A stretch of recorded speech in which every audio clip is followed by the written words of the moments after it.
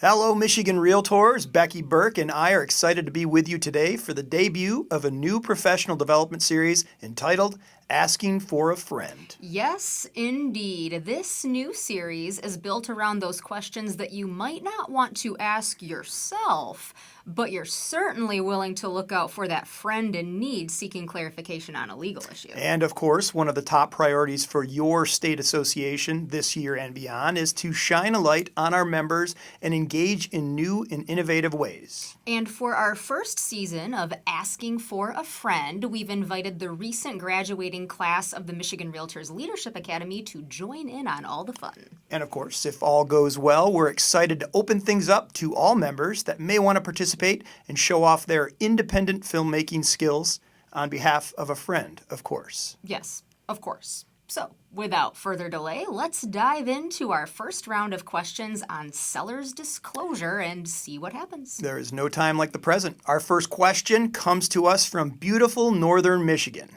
Joe, let's roll the tape.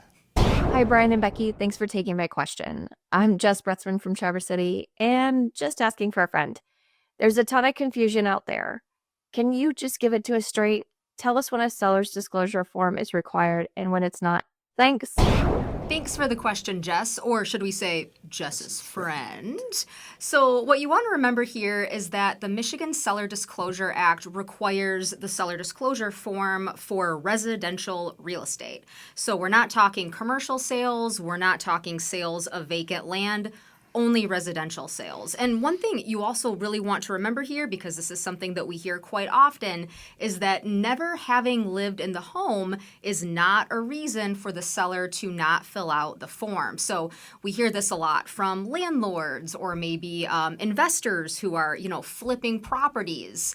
Never having lived in the home, not an exemption. Michigan does have a statutory list of exemptions that will excuse a seller from filling out the form, but never occupying or never living in the home, not one of those reasons. Cue that declaration form there, Joe. Pop that right up so you can identify those exemptions that your seller would be deciding whether they fit squarely in, of course. This should never be a realtor-driven issue. The seller is the one that's responsible for filling out the form. They're also the party that's responsible for determining whether or not they are exempt from the Seller's Disclosure Act.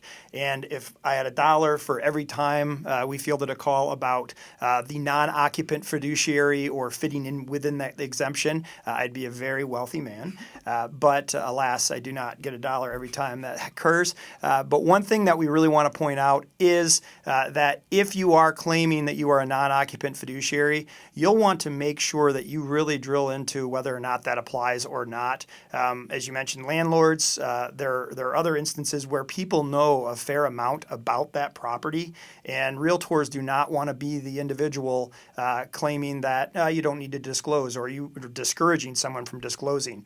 Realtors on the listing side and on the buying side should always be encouraging their clients to do their due diligence. So as it relates to the non-fiduciary occupancy issue, you'll want to make sure that not only is the seller consulting a real estate attorney on whether or not they're confident in claiming that exemption, but also on the buyer side, making sure that that buyer doesn't view exemption or even a fully filled out seller's disclosure form as some kind of reason to not engage in their own due diligence, like getting an inspection on the property.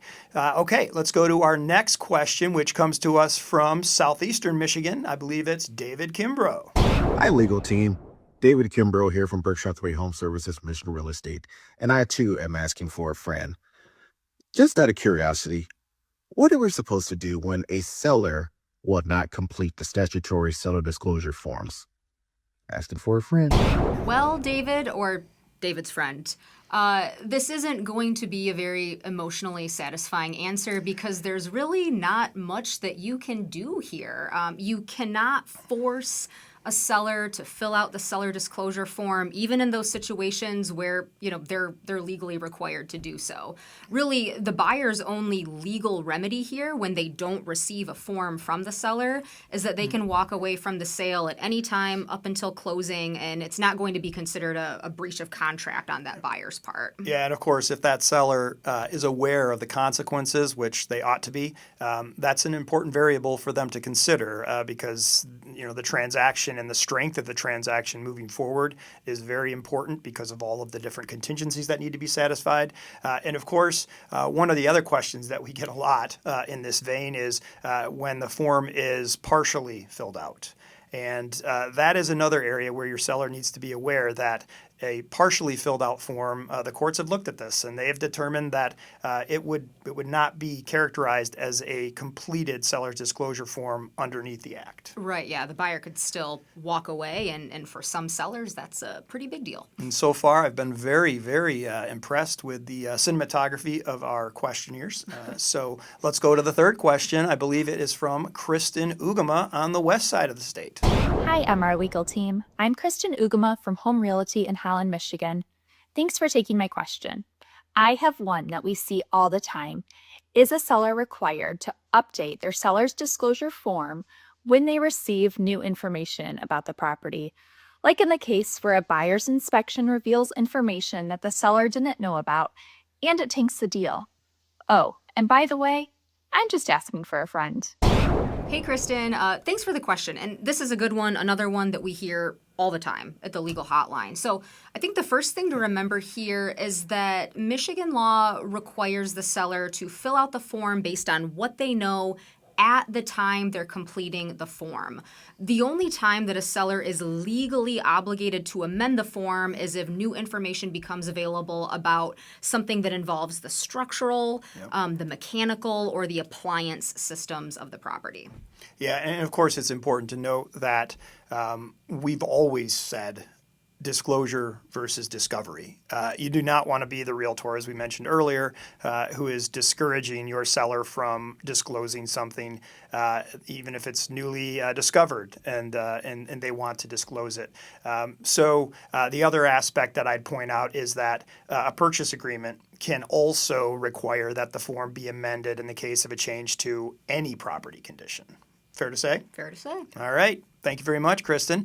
Next and last question for today's installment comes to us from Southeast Michigan, Erin Galinac. Hey, legal team. It's Erin Galinac from GMAR Ann Arbor, asking for a friend. When we're talking about seller disclosure, is my seller going to get in trouble if they don't disclose information about that property, but that information wasn't a question on the seller disclosure statement? Can I, or my friend, as their listing agent, get in trouble for something like that? That's a good question, Erin's friend. So, in general, a seller doesn't have an obligation to volunteer information about the property that isn't already part of that statutory seller disclosure form. So, for example, gruesome crimes that were committed on the property, poltergeists and hauntings, marijuana cultivation.